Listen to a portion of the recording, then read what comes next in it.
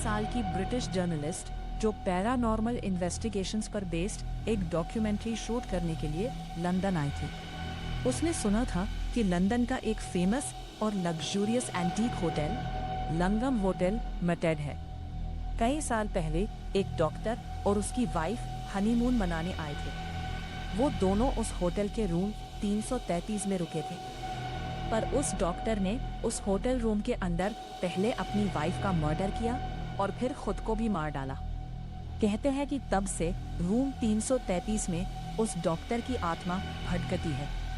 लेकिन एनी की सोच लॉजिकल और एविडेंस बेस्ड थी। उसने अपने करियर में कई बार ऐसे केसेस इन्वेस्टिगेट किए थे जहां उसने कई झूठी और फेक हेटेड लोकेशंस का सच दुनिया के सामने रखा था। उसने सोचा कि वो रूम 333 के इस राज का पता खुद लगाएगी। उसका प्लान था कि वो वहां एक रात गुजारेगी और फिर बाकी केसेस की तरह आगे बढ़ जाएगी। लेकिन उसे नहीं पता था कि ये उसकी जिंदगी का सबसे खौफनाक एक्सपीरियंस होने वाला है। लंगम होटल के मेन एंट्रेंस से चेक इन डेस्क तक का रास्ता सॉफ्ट कारपेटेड फ्लोरिंग और बेहद बड़ी बड़ी पेंटिंग से भरा हुआ था। अपने एक हाथ में एक सूटकेस और दूसरे हाथ में एक कैमरा बैग लेकर एनी रिसेप्शन पर पहुंची। रिसेप्शनिस्ट ने उसे एक बड़ी सी स्माइल दी, लेकिन जब एनी ने रूम 333 के लिए अपना बुकिंग कंफर्मेशन दिया, उस रिसेप्शनिस्ट का चेहरा एक पल के लिए सुम सा पड़ गया। उसके हाथों का मूवमेंट रुक गया। एनी ने उससे पूछा कि उसे अचानक से क्या हुआ, तो वो सॉरी मैम कहकर फिर से मुस्कुराने लगी। एनी अपने काम की वजह से कई होटल्स में रुक चुकी थी और आजकल लगभग सभी ही होटल्स चाबियों की जगह के कार्ड्स देते थे। इसलिए जब रिसेप्शनिस्ट ने एक अटपटी स्माइल के साथ एनी को एक चाबी दी तो एनी को थोड़ा अजीब लगा।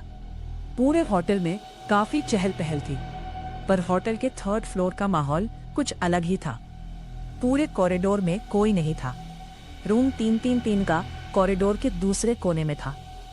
उस कॉरिडोर की वॉल्स पर पुरानी पेंटिंग्स थी जिनके कलर्स फेड हो चुके थे। वॉल लैंप्स डिम थे और उनकी पीली रोशनी में हर चीज की परछाइयां कुछ ज्यादा ही गहरी लग रही थी। कारपेट काफी पुराना सा था, जैसे उसकी सफाई ही नहीं हुई है। हर कदम पर पैरों के नीचे की लकड़ी हल्की सी आवाज कर रही थी। रूम का दरवाजा, जिसमें ब्रास का एक हैवी हैंडल था, जब एनी ने वो हैंडल पकड़ा तो वो कुछ ज्यादा ही ठंडा था। दरवाजा खुलते ही एनी का स्वागत अंधेरे से हुआ। उसने अपना सूटकेस नीचे रखा और फोन की टॉर्च ऑन की और संगीत रूम के स्विचेस ढूंढने लगी। रूम का डेकोर विक्टोरियन स्टाइल का था। एक बड़ा king size bed, antique dressing table और एक फुल लेंथ मिरर जो डायरेक्टली बेड के सामने वॉल पर लगा हुआ था। उसे फाइनली बेड के पास स्विच बोर्ड मिल गया, पर जैसे ही उसने लाइट्स ऑन की, दरवाजे से एक जोर की आवाज आई। एनी चौंक गई और बहुत धीरे से पीछे पड़ दी। उसने अपना सूटकेस दरवाजे के बाहर रखा था और वो लुढ़क कर गिर गया था। उसने सूटकेस बेड के पास रखकर अपना कोट उतारा, बैग अनजिप किया और अपना रिकॉर्डिंग सेटअप निकालना शुरू किया। हर चीज सिस्टमैटिकली, पहले ट्राइपॉड, फिर कैमरा और फिर माइक सेटअप कर दिया। शाम ढल चुकी थी और रात होने लगी थी। एनी ने अपने लिए एक सैंडविच ऑर्डर किया और कमरे के एक कोने में पड़े सोफे पर आराम से बैठ गई। नवंबर का महीना था, इसलिए एनी को थोड़ी सी ठंड लग रही थी। उसने अपने रूम के फायरप्लेस में एक छोटी सी आग जलाई और अपनी लैपटॉप पर होटल रूम की गोस्ट साइटिंग्स पर रिसर्च करने लगी। उसका प्लान सिंपल सा था। वो उस रात रूम को रिकॉर्ड करेगी और अपने एक्सपीरियंस को रिव्यू करेगी। उसने सारा इंतजाम कर लिया था। कैमरा रोलिंग था, माइक ऑन था और एनी इंटरनेट की दुनिया में खो चुकी थी। उसे भी पता नहीं चला कि कब उसकी आंख लग गई। कुछ देर बाद एनी के दरवाजे पर एक नोक हुई और एनी की नींद खुल गई। नींद में एनी को कुछ समझ नहीं आया, पर तभी वो नोक की आवाज फिर से आई। इस बार एक आदमी की आवाज के साथ योर रूम सर्विस मैडम। लेकिन एनी ने तो सिर्फ एक सैंडविच मंगवाया था जो बहुत पहले ही डिलीवर हो गया था। कंफ्यूजन में एनी उठी। शायद किसी और का ऑर्डर उसके रूम में आ गया था। एनी ने दरवाजे के पीप होल से बाहर देखने की कोशिश की। बाहर एक बटलर खड़ा था। उसके हाथ में एक ट्रे थी जिस पर एक प्लेट रखी थी और वो एक बड़ी सी लिड यानी एक ढक्कन से कवर्ड थी।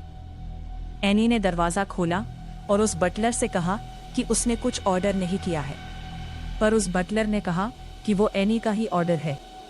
और उसने ये कहते ही प्लेट के ऊपर से लिड हटाई, जिसे देखकर एनी के होश उड़ गए। उस ट्रे के ऊपर एक प्लेट थी और उस प्लेट पर एनी का कटा हुआ सर रखा हुआ था। वो देखकर एनी की चीख निकल गई और पल भर के लिए उसकी आंखें बंद हो गईं। जब एनी ने फिर से आंखें खोली तो वो बटलर हवा में कहीं गायब हो गया था और पूरे कॉरिडोर में उसके अलावा कोई नहीं था। एनी को कुछ समझ नहीं आया। एनी ने तुरंत अपने रूम का दरवाज़ा बंद किया और अपने कैमरे की रिकॉर्डिंग चेक करने लगी और उसके कैमरे का कार्ड करप्ट हो गया था। ये कैसे पॉसिबल था?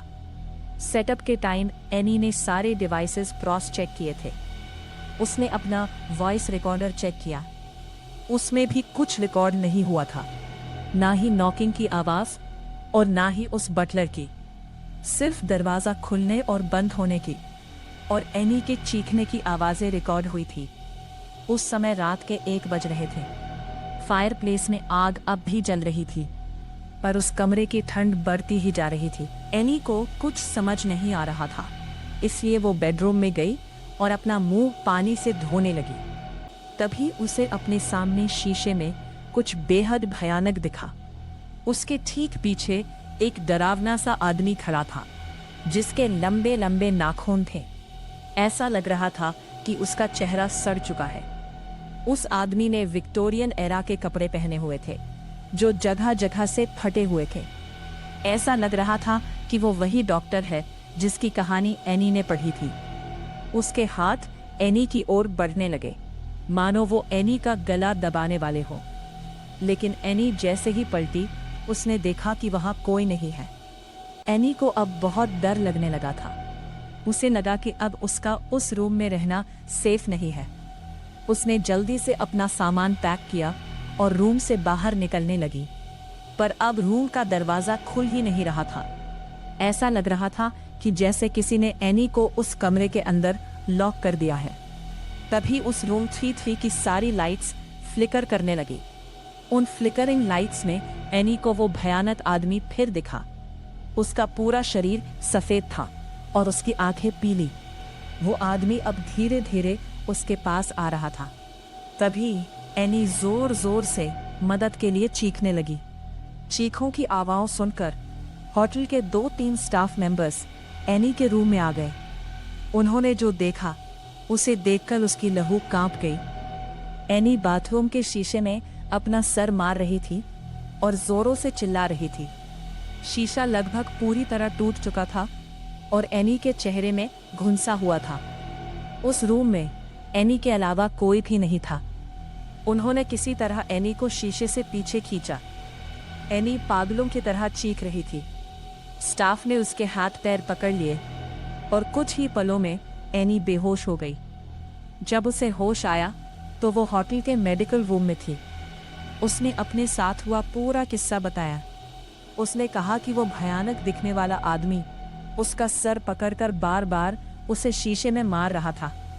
बाद में उसे एक होटल स्टाफ से पता चला कि वो डॉक्टर की आत्मा ही थी, क्योंकि उसने अपनी बीवी को भी बिल्कुल इसी ढंग से मारा था।